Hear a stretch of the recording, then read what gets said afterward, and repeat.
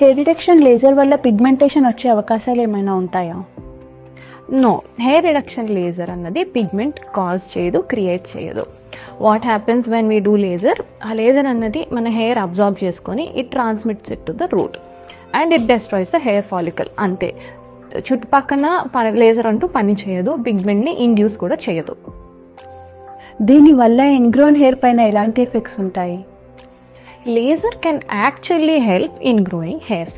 ఎలాగంటే ఇన్గ్రోయింగ్ హెయిర్ ఎందుకు వస్తుంది, మనం షేవింగ్ చేసిన తర్వాత ఆ బ్లంట్ టిప్ ఏదైతే ఉంటుందో అది మన స్కిన్ని పోక్ చేసుకుంటూ రావటం వల్ల, లేదంటే అది కొంచెం బెండ్ అవటం వల్ల ఒక చిన్న బంప్ వస్తుంది. అది రెడ్గా ఉంటుంది, ఇరిటేటెడ్గా ఉంటుంది, ఇచ్చిగా ఉంటుంది. బట్ లేజర్ సెషన్స్ అవుతూ ఉండే కొద్దీ హెయిర్ థిక్నెస్ అనేది సన్నగా అయిపోతూ ఉంటుంది. It becomes very fine and soft. అలాంటి hair does not cause ingrowing hair. So ఆ ఇచ్చింగ్ సెన్సేషన్, ఆ బంప్స్, ఆ స్టబుల్ అవన్నీ ఉండవు. హెయిర్ రిడక్షన్ చేసే కొద్దీ ingrowing hair improves a lot. Strawberry skin hair reduction laser వల్ల తగ్గుతుందా?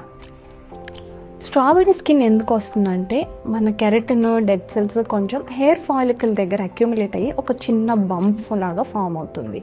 హెయిర్ రిడక్షన్ చేయించుకునే వాళ్ళకి హెయిర్ గ్రోత్ తగ్గడంతో పాటు ఈ strawberry skin, because we treat the hair follicle area, ఈ స్ట్రాబెర్రీ స్కిన్ అపియరెన్స్ కూడా సిగ్నిఫికెంట్గా ఇంప్రూవ్మెంట్ ఉంటుంది.